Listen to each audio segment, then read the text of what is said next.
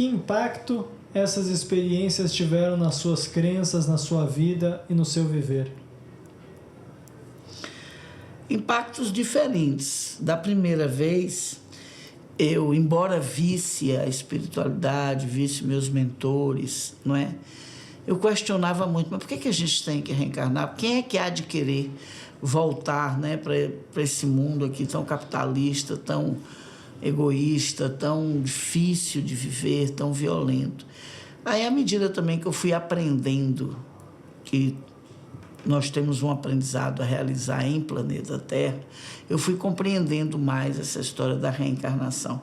Nessa época, com 22, 23 anos, quando tive a minha primeira experiência, eu ainda não estava com minha memória cósmica ligada, não é? Isso, eu não me lembrava de nenhuma outra encarnação minha. Então, nessa época, eu conversava muito com o Baltazar sobre por que as pessoas têm que reencarnar. E ele me dizia, vamos estudar que você vai aprender. Eu ainda era muito menina. Então, nessa época, foi um impacto, assim, foi um impacto diferente, né? De ver que se tem uma coisa para poder resolver em planeta Terra, se a gente ainda tem uma vida para viver, a gente volta, assim. Então, na minha experiência de quase morte, foi isso que eu entendi. Porque eu achava que se eu fosse para lá, eu não ia querer voltar de jeito nenhum. Era o que eu acreditava até 22, 23 anos. Ah, se eu desencarnar, eu não quero reencarnar. Se eu tenho livre-arbítrio, eu não vou querer. Era o que eu dizia imaturamente, né? Pela falta de conhecimento. Eu estava aprendendo, eu estava começando, eu estava aprendendo. E essa experiência me trouxe isso. Já. Eu tive quase morte, me vi fora do corpo, vi tudo. Se eu voltei, porque a gente, se tem uma coisa para fazer aqui, a nossa consciência quer voltar para o planeta Terra. Então, aos 23 anos, teve esse impacto. Quando foi a última, há 4 anos atrás, né, já foi a terceira cirurgia cardíaca que eu fiz, e era uma cirurgia de risco, entendeu? E, enfim, eu estava me questionando muito. Eu estava morando em Lisboa, né, eu tinha passado mais uma vez algumas experiências assim, muito dolorosas com minha família de sangue, né? De incompreensão, de, sei lá, sabe, assim, das pessoas não conseguirem manter um diálogo. Eu estava questionando muito, estava com 58 anos. Eu disse, será que eu já fiz o que eu tinha que fazer? Eu já escrevi tanto livro. Eu estava muito cansada, era um cansaço, assim. Eu olhava, assim, o que me dava muita força era a Diene, eram as minhas filhas, a minha netinha que tinha acabado de nascer. Mas eu estava questionando muito, assim. Eu falava para a espiritualidade. Nessa época eu lutava praticamente sozinha para manter Maberu, para criar Maberu.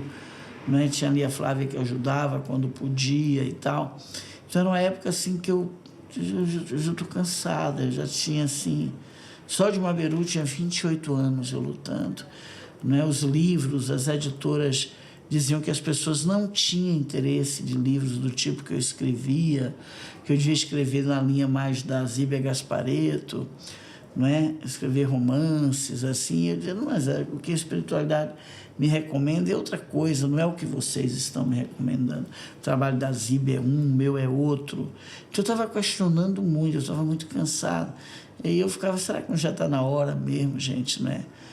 E tal. E eu passava por tudo que eu passei, eu morri na mesa. Era uma cirurgia para 4 horas, a cirurgia levou mais de 10 horas, para vocês terem uma ideia. E o fato de eu ter voltado, né, ter conseguido superar, o médico me disse, o médico fez, olha, é um milagre você estar aqui. Né, um milagre mesmo. Quando ele saiu da sala, ele disse a Jenny, ela desencarnou, ela morreu na mesa, voltou, mas ficou muito tempo, então a gente não sabe como ela vai acordar. Se vai ficar com sequelas, se não vai ficar. E eu acordei, né? Acordei bem, entendeu? Na hora que eu acordei, inclusive da cirurgia, eu olhei para a Jenny e disse a ela, Di, eu desencarnei, você está aqui no plano espiritual. Ela, não, Alu, você não desencarnou. E ela ria.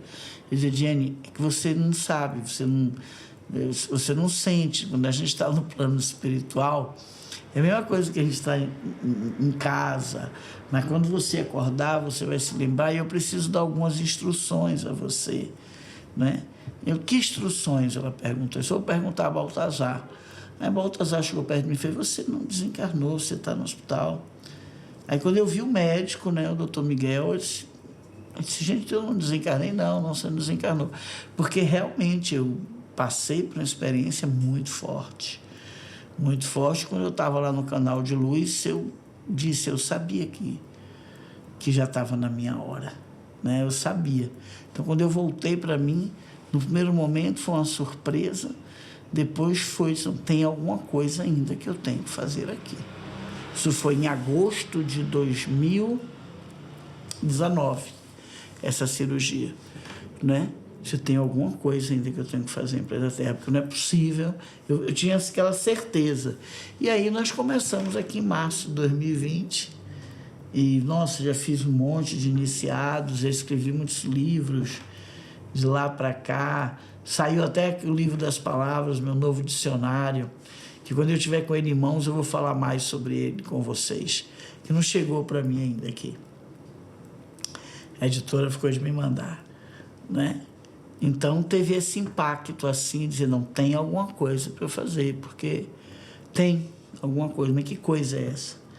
E aí quando eu comecei a vir para o YouTube, formação da família eletromagnética, essa relação que a gente tem, que faz Planeta em Oração, nossa,